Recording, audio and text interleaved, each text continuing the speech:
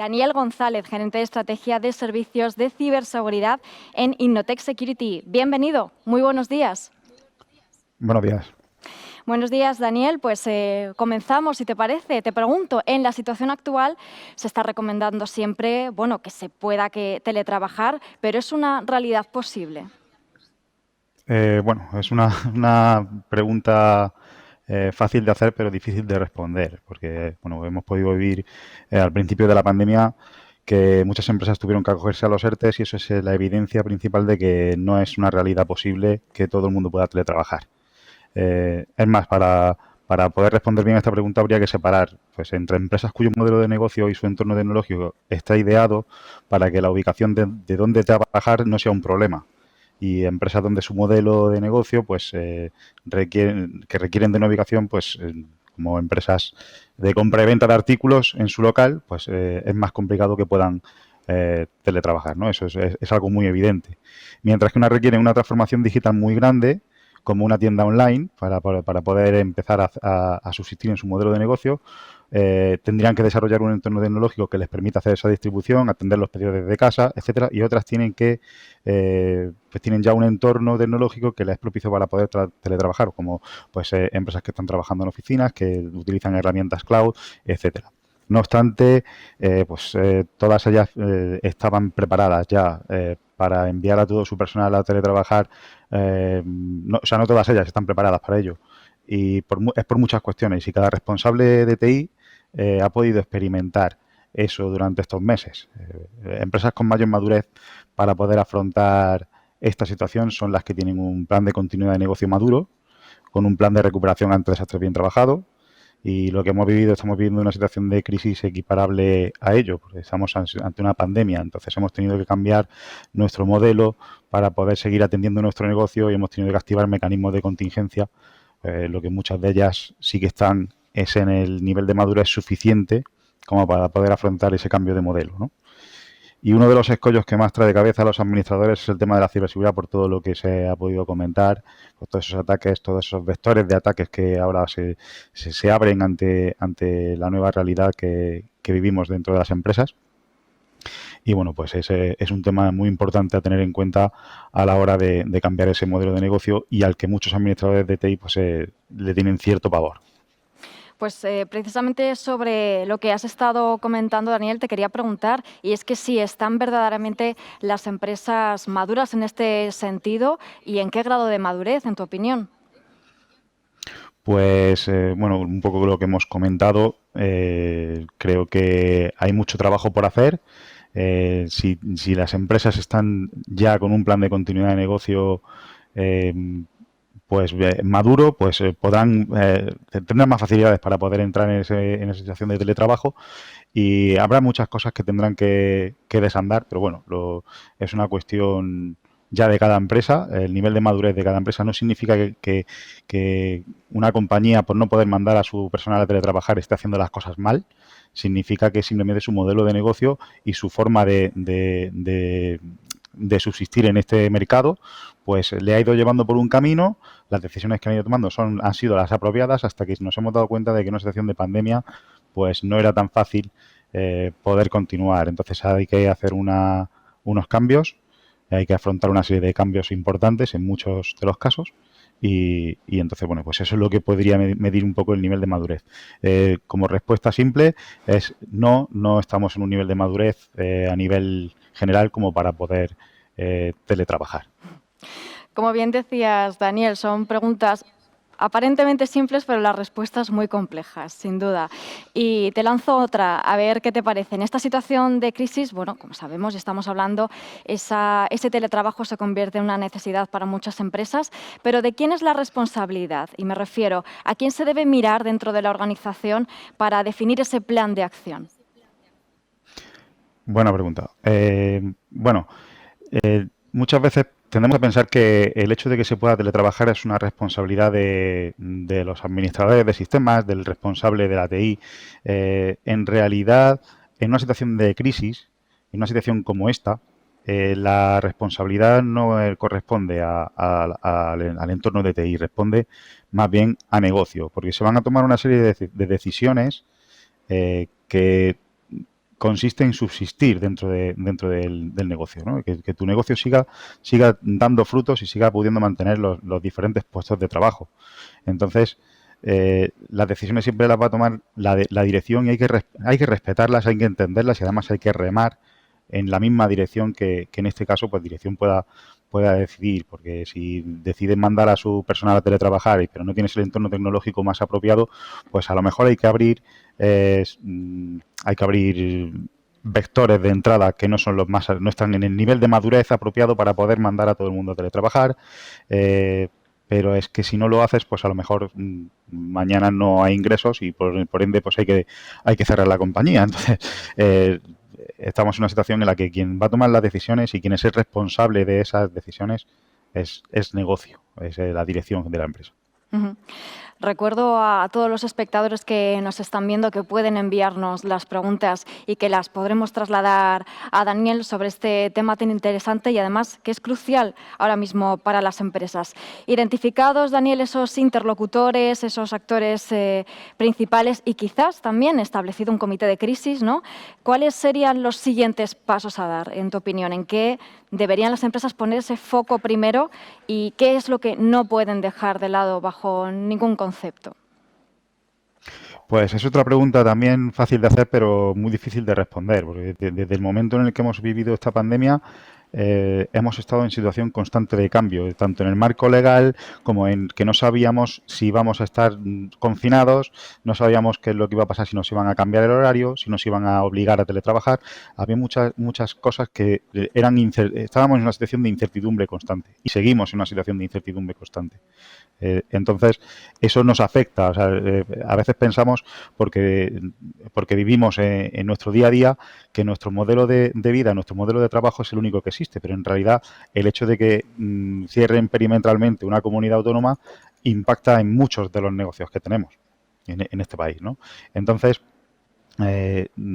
esos interlocutores, esos actores principales, como decías, pues los primeros pasos que tienen que dar es estar atentos, lo primero, a los diferentes cambios y estar muy pendientes de cuáles son la situación en la que en el día a día van a estar viviendo, ¿no? Y lo primero que hay que poner foco a la hora de tomar una decisión de teletrabajo es en si tengo la capacidad de poder hacerlo y si no, cuáles son los riesgos a los que me voy a enfrentar cuando empezamos a teletrabajar. Sí, en la situación en la que nos podemos encontrar en muchas de las empresas es que tienen ya algún entorno de teletrabajo preparado, pero que no tiene por qué asumir a todo el personal de la empresa. Hay compañías pues, que tienen sus sistemas de trabajo remoto, VPN, por ejemplo, para poder dar soporte, hacer administración de sistemas, algunos para la parte de comercial, para la parte de preventa, pero no tienen un entorno tecnológico porque no tienen suficiente ancho de banda, porque no tienen suficientes terminales de túnel, por un tema de licencias en muchos casos, porque no tienen un software libre que les puede permitir abrir la veda por completo, por muchas situaciones en las que el entorno tecnológico no es propicio para que todo el mundo pueda teletrabajar. Entonces, cuando tienes que incurrir en esos cambios, lo primero que tienes que evaluar son los riesgos de poder empezar a teletrabajar y por dónde puedes empezar a sufrir ataques y vulnerar tu propia seguridad, ¿no? Ya nos lo has adelantado, Daniel, pero respecto a teletrabajo y ciberseguridad, si ponemos el foco en la ciberseguridad, ¿cuáles serían las prioridades en las que se tienen que fijar las empresas? Porque también hay que tener en cuenta que, bueno, hay algunas que ya estaban más preparadas, digamos, ya tenían algunos deberes hechos, ya tenían más camino recorrido y también una ventaja competitiva en ese aspecto, ¿no? Pero hay otras que, bueno, han tenido que ponerse las pilas ahora mismo, ¿no? Por así decirlo. ¿Cuáles serían esas prioridades para ellas? Vale, bueno, vamos a ponernos primero en el caso de una empresa que está en una situación normal y no tiene que enviar a su personal a teletrabajar. Cuando sus empleados, trabajadores llegan a la oficina, entran, se ponen en su puesto de trabajo, encienden sus ordenadores, empiezan a trabajar con normalidad. Pues utilizan sus herramientas de ofimática, utilizan sus herramientas corporativas, sus aplicaciones, sean web o cualquier tipo de aplicación, para poder poder trabajar, para poder hacer la venta, para poder hacer la gestión de personal, para cualquier cosa, porque en todas las empresas tengamos en cuenta que tenemos todos nuestros departamentos bien acotados, ¿vale? Entonces, habrá unos que tengan la necesidad de trabajar con unas herramientas y otros con otras. Nos vamos a un modelo de teletrabajo en el que el puesto de trabajo ya no está en nuestras oficinas, está en otra ubicación que no tenemos controlada. O sea, lo primero que tenemos que tener en cuenta es si podemos garantizar la misma capacidad de acceso, los mismos mecanismos de acceso, la misma garantía de identificar quién es la persona que se está conectando a nuestros sistemas. Si tenemos esa capacidad, pues podemos seguir a dar el siguiente paso. Tenemos la garantía de que ese puesto de trabajo es seguro, no está habiendo fuga de información, no está habiendo posible distribución de malware, no está sufriendo problemas de spam. Son cosas que tenemos que tener en cuenta. En muchos de los casos, esa madurez que ya teníamos en cuanto a lo que era la TI, pues puede ser que la podamos respetar. Por ejemplo, si tenemos nuestros sistemas de correo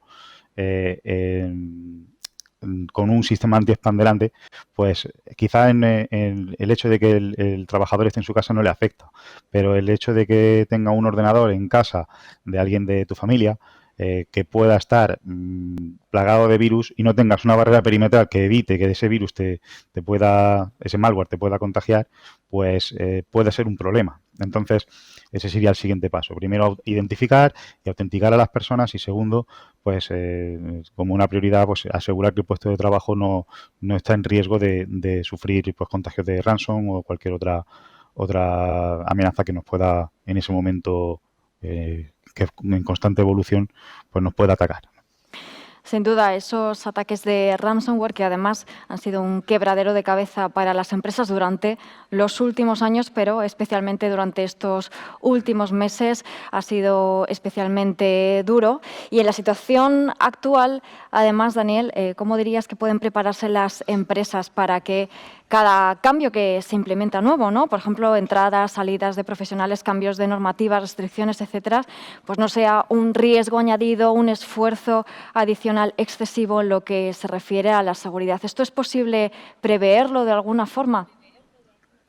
Pues no, como decía al principio, en la evolución del día a día, en el constante cambio en el que estamos ahora mismo sometidos, pues es muy difícil prever las cosas. No sabemos qué es lo que va a pasar mañana, no sabemos lo que va a pasar la semana que viene.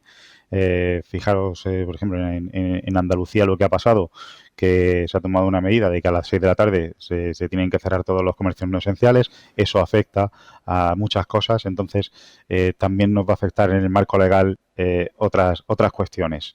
La entrada y salida de profesionales, quizá hay que estar un poco serenos a la hora de tomar estas decisiones, a la hora de ver cómo afrontar esta situación y ver las cosas con la perspectiva de que, bueno, simplemente estamos cambiando un modelo de teletrabajo. O sea, el poder seguir haciendo nuestro trabajo es posible teniendo las herramientas apropiadas.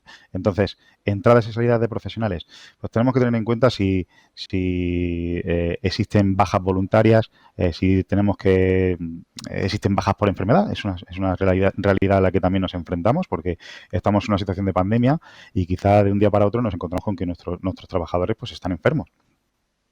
Esas cosas tenemos que utilizar herramientas colaborativas y tener el máximo control posible y para eso necesitamos, en este caso, pues personas que estén dedicadas a hacer ese seguimiento, sea de bien de los departamentos de recursos humanos, con las herramientas apropiadas para poder gestionar pues sustituciones o poder seguir dando la producción en función de nuestro negocio. Al final no es una respuesta tampoco sencilla porque cada empresa tiene al final su mundo, ¿no?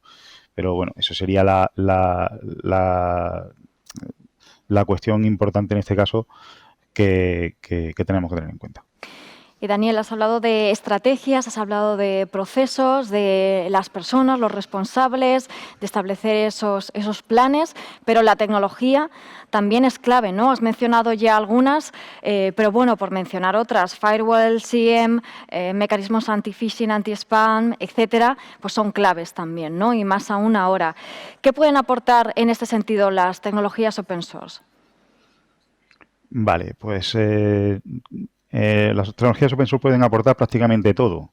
Existen soluciones open source para prácticamente todas las cuestiones. La cuestión a tener en cuenta es si tengo la capacidad de poder desplegarlo, de poder darle continuidad o no poder darle continuidad. Y es muy importante que entendamos cuáles son los beneficios en cada momento de cada una de las soluciones. Y, por ejemplo, soluciones no intrusivas como un SIEM open source nos puede dar la visibilidad de monitorizar cualquier evento que nuestros sistemas puedan detectar. Si pasamos los logs perfectamente, pues somos capaces de poder correlar y además existen soluciones muy buenas dentro del panorama open source como Greylog, etcétera, que pueden dar una visibilidad bastante importante y bueno,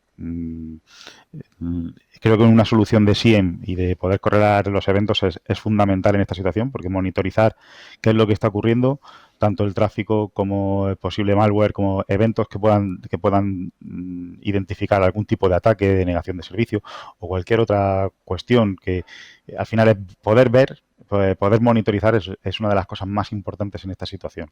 Más que nada porque, entre otras cosas, vas a tener que abrir la veda y a lo mejor tienes que permitir otras cosas que dentro de tu oficina no habías contemplado tener que permitirlas, ¿no? En este caso, por lo menos monitorizar y poder tomar acciones correctivas es lo más importante. Y hay otras soluciones, pues soluciones de anti-spam, pues que son importantes para que no tengamos ese riesgo de que pues, a través de un correo electrónico pues podamos sufrir contra enlaces de phishing, podamos sufrir contra malware que nos puedan distribuir, soluciones de navegación para que nuestros empleados no entren en sitios maliciosos porque uno de los correos no ha pasado suficiente scoring dentro del anti-spam y entonces ha entrado. Hay una serie de soluciones que a nivel de protección pues tenemos que tener en cuenta. Y en el panorama open source pues todas ellas están cubiertas, ¿no? Muchísimas gracias, Daniel. Pues te voy a trasladar preguntas que te ha ido enviando la audiencia y si quieren alguna más todavía estamos a tiempo. Te pregunta Aitor, ¿existe un libro blanco o unos protocolos de buenos usos digitales para preservar la ciberseguridad precisamente? Un libro blanco. Bueno, existen muchos libros. vamos a responder más bien que existen muchos libros y mucha literatura que se pueden consultar. Y creo que cualquier voz al respecto es bienvenida. O sea, aquí no hay ningún erudito que pueda decir cómo hacer las cosas en cada momento. Y bueno, yo no soy capaz de recomendar a ninguno en concreto. Simplemente pues que estemos abiertos a escuchar, que estemos abiertos a recibir información, a informarnos y cuanto más nos informemos, pues más preparados estaremos para tomar las decisiones que tengamos que tomar en cada momento, porque van a ser decisiones que van a ser nuestra propia responsabilidad y creo que guiarnos simplemente por un libro o dos de ellos no es la mejor opción. Sin duda, Daniel, y ahora que lo mencionas, esa información, esa formación es fundamental también dentro de la empresa. ¿Qué opinas en este sentido que deben hacer las empresas para aumentar esa formación, ese conocimiento dentro de sus propios empleados y además también pues toda su red, ¿no? Porque la empresa también depende de terceros, de partners, etcétera, y esa cadena debe estar lo más segura posible. ¿Qué opinas? Vale, pues creo que no podemos esperar que todo el mundo sepa técnicamente lo mismo que puede saber el administrador de sistemas o el administrador de seguridad. En este sentido, cada empleado debe tener una formación suficiente para poder identificar dónde se está metiendo en terreno peligroso, cuándo se está metiendo en terreno peligroso. Sí, la primera formación que debería recibir es un tema de concienciación. O sea, ser capaces de identificar cuando las cosas huelen mal, cuando me están intentando colar un phishing, cuando me están intentando... El otro día yo recibía una llamada telefónica que me intentaban decir que dentro de 2 días si había un evento gastronómico, que si me apuntase, etcétera, que me iban a mandar un SMS para confirmar mi asistencia. Evidentemente, pues ese SMS pues llevaba un enlace de phishing y de malware, ¿vale? Para mi teléfono. Ese tipo de cosas hay que formar a nuestra compañía para que sepan identificar cuándo se está metiendo en un terreno peligroso y cómo evitarlo pues para evitar precisamente que exista un demasiado trabajo a la hora de hacer respuesta ante incidentes. Muchísimas gracias. Pues te lanzo ya la última pregunta. Nos quedan un par de minutos. Te la lanza Nico, Daniel. Pregunta, ¿la privacidad tecnológica de los usuarios trabajadores? ¿Qué ocurre con ella, ¿no? En esta situación, ¿cómo afrontan las pequeñas empresas la competitividad en el mercado del oligopolio de Big Tech como Google, Amazon, Microsoft? Te preguntan. Esa pregunta es peligrosa también, pero es muy buena pregunta. Trabajamos mucho con herramientas open source, tanto Google, Microsoft, etcétera. Pues la privacidad, creo que ellos tienen su política de privacidad bastante clara. Entonces, consultando la política de privacidad que tiene Google o que tiene Microsoft, podemos entender qué es lo que va a pasar con nuestros datos o con nuestra información. Si no queremos en absoluto estar sometidos sobre esa política de privacidad, pues tendremos que trabajar por completo con herramientas propias, sean open source.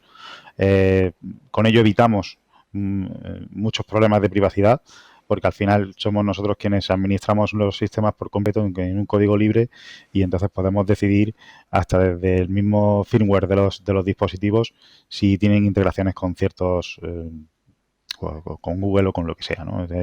Desvincular nuestros navegadores de Google es importante, porque nuestros navegadores automáticamente en el buscador, en la barra de direcciones, ya te hace la búsqueda, ¿no? Entonces, hay que hacer ciertas configuraciones para salir de ahí. Yo creo que es importante que cada uno sea capaz de evaluar si le merece la pena o no le merece la pena por cuestiones propias entrar en esa guerra o en ese debate. Pues muchísimas gracias, Daniel, por responder a todas estas preguntas. Complejas todas, ¿eh? Tienes toda la razón, Sí. pero bueno, fantásticas respuestas, fantásticos consejos y recomendaciones que has lanzado a toda nuestra audiencia de LibreCon. Así que muchísimas gracias por haber estado con nosotros esta mañana, Daniel. A vosotros, muchas gracias.